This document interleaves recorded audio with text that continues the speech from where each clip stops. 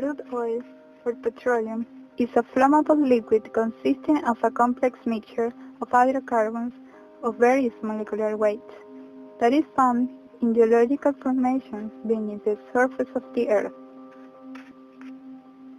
Essentially, petroleum is the compressed superheated remains of animals that died millions of years ago.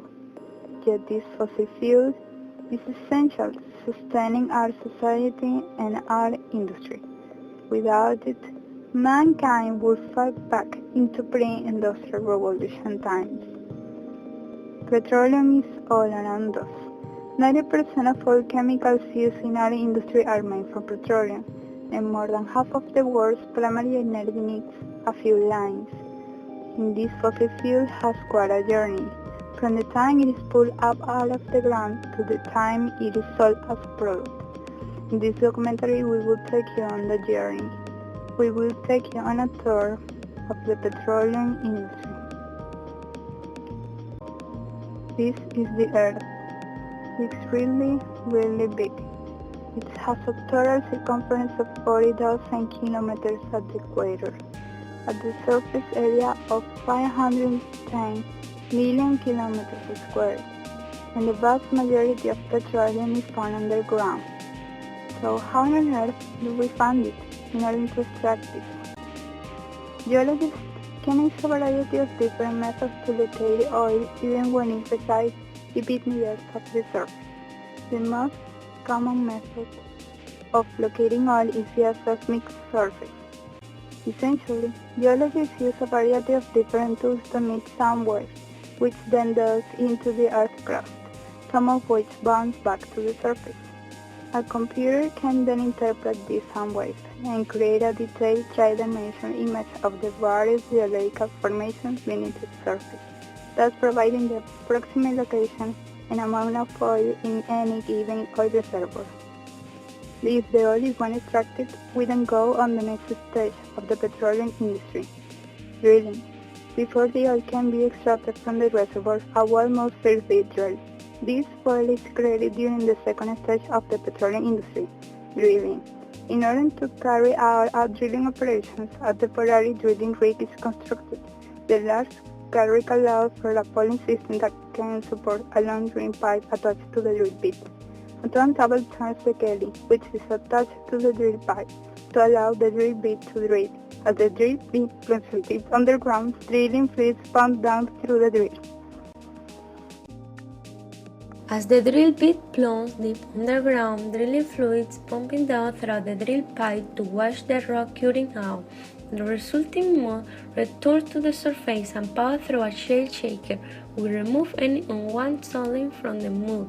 The mud is then put into a tank, where it is then used as drilling fluid to remove further rock curing. Once the well has been drilled to sufficient depth, the walls are reinforced with concrete and steel casing, and then the drilling rig is disconstructed. The next stage of the petroleum industry is production. In this stage, the oil is extracted from the reservoir. This is done with an oil rig. The rig size and shape depend on where the oil reservoir is located. In this case, a pump jack is used. A motor turns to crank rocks aided by cutting weights, which are attached to a pitman arm, which is turned attached to one end, what is known as the walking beam. The beam is centered on a pivotal point, and the circular momentum of the crank rock fork is to rotate back as the fork is pulled upon the pitman arm. Attached to the opposite end of the beam is the horse's head, and attached to that is the bridle. As the head travels up and down with a movement of the walking beam, it pulls on the bridle, which is attached to a polished rod. The rod is attached to another rod known as the sucker rod, which extends all the way down into the oil reservoir. At the end of the sucker rod, the two valves, the traveling valve and the steering valve. These valves pump the oil up off the ground as they move up and down with the momentum of the sucker rod. Once the oil is drawn to the surface, it then travels along the mud pipeline to a collection plant. This is the end of the third stage of the petroleum industry. From the collection plant, the oil must be transported to a refinery.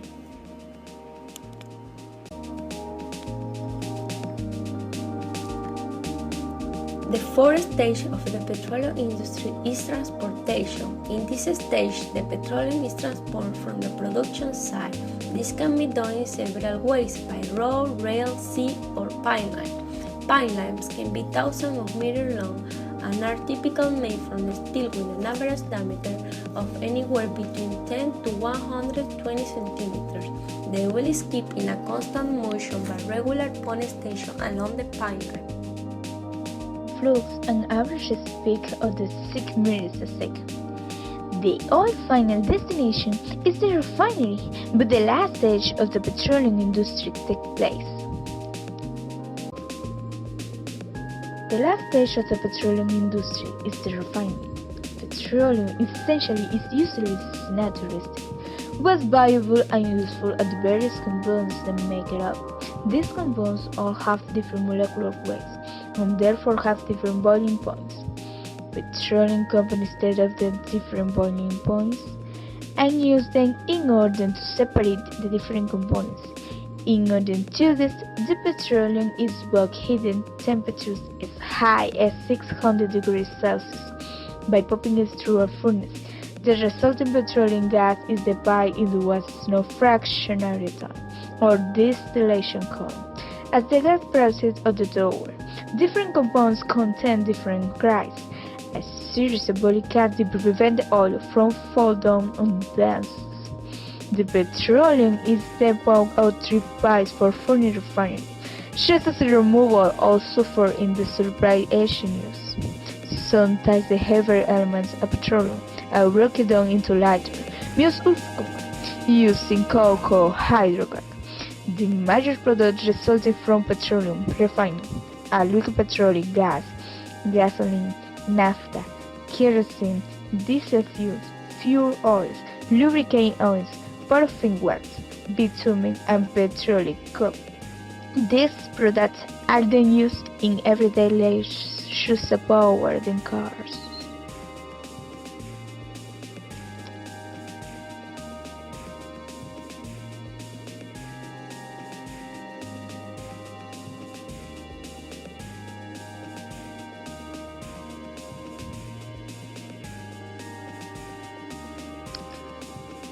Petroleum is a non-renewable resource, and so it will not last forever. It is estimated that the Earth's oil supplies will finally run dry at the end of this century. When that time comes, mankind will be forced to resort to reserve energy, such as solar geothermal, but for no less, petroleum was essentially what makes the human world go round.